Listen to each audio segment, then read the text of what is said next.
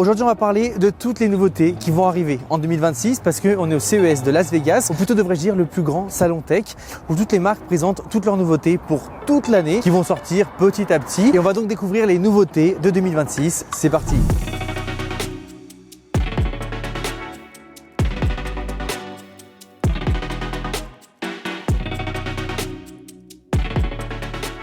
Et l'une des grosses nouveautés vient de la marque X-Reel, on en a déjà parlé, mais c'est des lunettes avec des verres et une rétroprojection à l'intérieur. Et ils ont fait une collaboration avec Asus pour faire la première X-Reel OLED 240 Hz avec en plus de ça du son Bose. Du coup, on a une excellente expérience gaming et j'ai pu le tester et c'est vrai qu'il n'y a aucune latence, sa qualité est impressionnante et on a vraiment l'impression d'avoir une énorme salle de cinéma devant nous. Et si on le souhaite, on peut même mettre des sortes de pare-soleil pour avoir vraiment une image complètement sombre. C'est super bien fait.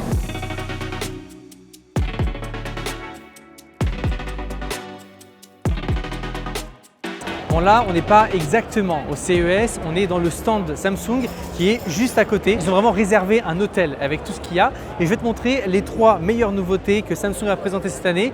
Il y en a beaucoup, je ne peux pas toutes les faire, mais j'ai vraiment eu un petit coup de cœur pour ces 3-là. Déjà la première, c'est celle-ci, l'écran Odyssey G60 de 27 pouces et c'est tout simplement le premier écran 1040 Hz. Donc comme tu peux le voir, il est vraiment ultra fluide et ça fait une vraie différence quand tu joues. J'ai pu le tester juste avant.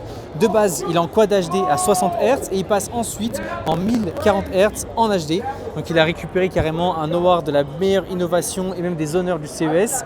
Et pour le coup, on voit une vraie différence. C'est un beau design, c'est un écran qui est relativement fin.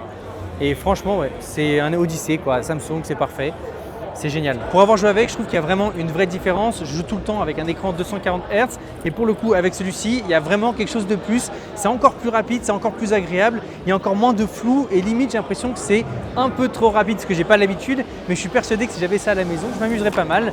Donc voilà, c'est un bel écran.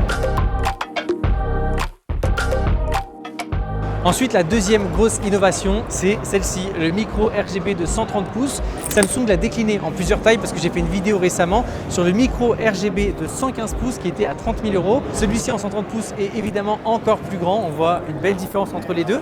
Mais ce qui m'impressionne le plus sur le micro RGB, c'est vraiment la qualité des couleurs. Il n'y a aucun filtre, il n'y a pas une LED avec une couleur qui va être filtrée pour faire une autre couleur. Tu as directement du rouge, du vert ou du bleu qui est transmis par les millions de micro LED qui est à l'intérieur de l'écran. Et on voit une vraie différence, c'est énorme. J'avais déjà pu le tester. Et la grosse nouveauté cette année, c'est que Samsung va présenter cette télé en plus petite. Donc on a une version 55 pouces qui va être un peu plus chère que de l'OLED, mais pas forcément beaucoup plus chère. Donc si tu veux une qualité d'écran avec une énorme luminosité qui est supérieure à l'OLED et avec des plus belles couleurs, c'est vraiment la télé qu'il te faut. À savoir que l'OLED aura des noirs plus profonds, mais globalement, je préfère largement le micro RGB pour avoir eu les deux devant moi. Franchement, c'est impressionnant.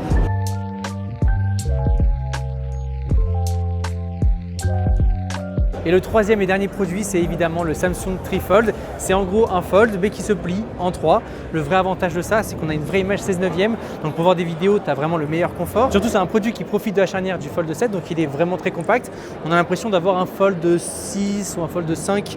C'est assez épais, mais franchement, c'est largement utilisable. Et la dernière fonction que j'adore, c'est évidemment le multitâche. Tu peux comme ça avoir 3 écrans séparés, 2 écrans séparés avec un vrai confort. Même pour la prise de notes, c'est génial. Tu as comme ça 2 grands claviers et tu peux écrire super facilement.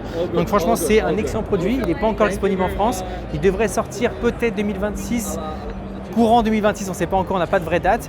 Il va arriver aux États-Unis pendant le premier trimestre 2026, ça c'est une certitude. Et il existe déjà sur certains autres marchés, notamment en Asie.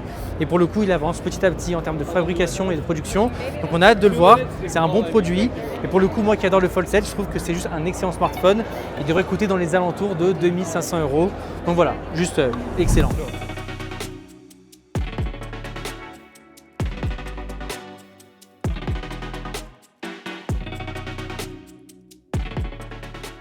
Bon là on rentre clairement sur la prochaine trend du marché. Après les combats de coq, etc. On a maintenant les combats de robots. Il y a beaucoup trop de gens pour que je puisse m'avancer.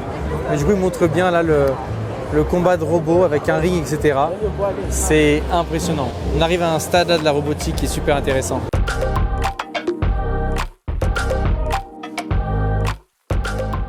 Non mais je suis trop choqué là. Les robots ça fait beaucoup de bruit. Genre tout le monde est autour, tout le monde veut comprendre ce qui se passe, etc.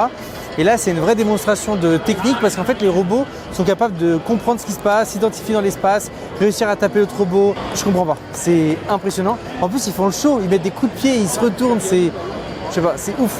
je veux trop un robot. Par contre, ce que ça montre, c'est surtout qu'ils sont en train d'arriver dans nos maisons. Genre si là, ils sont en démonstration avec des démonstrations qui sont quand même assez avancées, on ne lui demande pas d'aller chercher un verre d'eau. Là, on lui demande de se battre.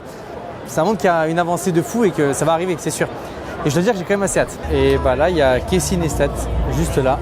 Je sais pas ceux qui connaissent, mais Casey, incroyable. Big fan from France. Oh, nice to meet you. Nice to meet you. Et donc on passe maintenant à une marque qui veut améliorer ta vie, Tineco, avec leur slogan qui est censé rendre ta vie plus simple.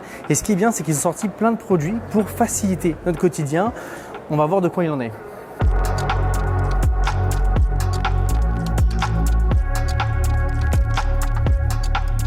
Donc déjà, ils ont leur première gamme, la plus haute gamme, avec des produits qui sont magnifiques. On est sur le Floor One S9 Scientist. Son écran est vraiment beau et permet de nous donner pas mal d'informations sur ce qu'il est en train de faire. C'est un produit qui est haut de gamme avec une tête qui pivote jusqu'à 90 degrés, ce qui est super pratique. Et pourtant, il reste relativement fin. Il vient avec toutes les technologies pour nettoyer de la meilleure façon, c'est-à-dire les différents capteurs pour ajuster en temps réel la puissance d'aspiration et le débit d'eau. Et surtout, il a une toute nouvelle technologie qui permet d'avoir un jet d'eau à haute pression, ce qui est super utile pour la cuisine, mais il fera aussi toute la maison sans souci avec une énorme puissance d'aspiration. On a ensuite celui-ci, le Floor One i7 Fold. C'est un balai robot ultra flexible et super léger. En plus, il est très fin, donc dans un appartement, il prend pas vraiment de la place. Il a un design plus sobre, plus minimaliste, blanc et surtout beaucoup plus compact. Il permet de s'incliner à plus de 180 degrés, ce qui est utile pour passer sous les meubles. Et surtout, son avantage, c'est qu'il reste puissant avec 22 000 pascal, donc aucun compromis malgré le fait qu'il soit plus compact. Et enfin, on a le One S9 Master. Celui-ci est pour toutes les personnes qui n'ont pas besoin de vapeur, ceux qui cherchent un aspirateur haut de gamme et surtout qui veulent de la puissance et de la praticité. On a donc une puissance de 23 000 pascal avec un nettoyage intelligent pour la gestion de l'eau et de la puissance et surtout il peut faire chauffer l'eau jusqu'à 50 degrés, ce qui change absolument tout. C'est un produit qui est très performant et qui est vraiment haut de gamme. Bon, j'ai un truc à te montrer. Voilà, c'est la première que je vois de toute ma vie. C'est juste magnifique. Mais c'est pas ça qui nous intéresse. Ce qui nous intéresse, c'est ça. Les trottinettes Bugatti. Avec en plus une station de recharge. Donc là, tu peux voir que ici, tu as tout ce qu'il faut. Tu la mets là et ça se recharge automatiquement. Et ce qui est sympa, c'est que c'est un flex infini. Vraiment, tu dis, j'ai une trottinette Bugatti, c'est fini. Hein. Donc ouais, je me dis que j'aurai peut-être jamais une Bugatti en voiture. Mais peut-être qu'un jour, j'aurai une Bugatti en trottinette. On ne sait pas. Ça fait rêver.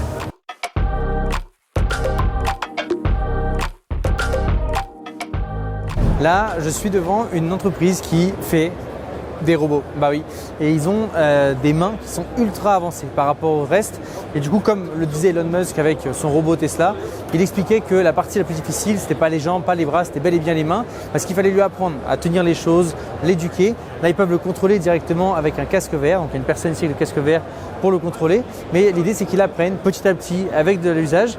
Et là, on peut voir à quel point les mains sont précises et à quel point les moteurs sont capables de comprendre toutes les variations de force qu'on pourrait faire pour attraper quelque chose. Je vais te montrer. Non, mais c'est terrifiant. Moi, ça me fait juste peur. Quand je vois à quel point les mains sont bien faites, les mouvements sont réalistes, c'est ouf. Waouh. Ça, c'est impressionnant. Bon, je suis sur le stand de Doji et il y a une grande nouvelle, c'est que les téléphones ultra résistants sont enfin assez compacts. Là, il n'est pas plus gros qu'un iPhone avec une coque.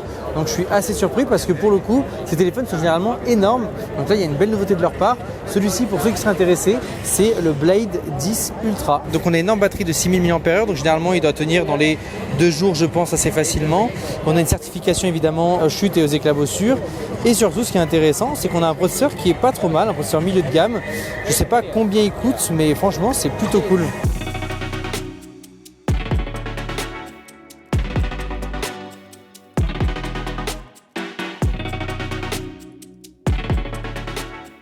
Bon, là, je suis chez Lexar et c'est pas un truc extraordinaire, il n'y a rien de fou ici. C'est juste que quand tu veux du stockage en plus sur tes consoles, c'est le meilleur endroit où aller parce que leur stockage est globalement pas trop cher et surtout c'est de qualité, on sait qu'il y a un bon SAV, etc. Donc je te montre rapidement, ça c'est un disque dur SSD de PS5. Tu peux enlever le cas juste ici et ça se met juste là. On est sur une Slim et ça marche aussi sur les Pro et tout ce qui se fait en termes de PS5. Tu as le SSD portable comme ça, tu peux le mettre sur ton téléphone, c'est génial. Tu peux aussi le mettre sur des consoles portables comme la ROG Ally qui est juste là. avec ça. Tu peux aussi avoir des petites cartes d'1 Tera. Regarde, c'est 1 Tera. C'est impressionnant d'avoir 1 Tera dans un format aussi compact. Dans une Switch par exemple, tu as une Switch 1 Tera, c'est voilà. C'est trop violent. Et donc je trouve que c'est une des meilleures marques pour le stockage. Donc si je dois en conseiller une, je trouve que Lexar c'est vraiment excellent.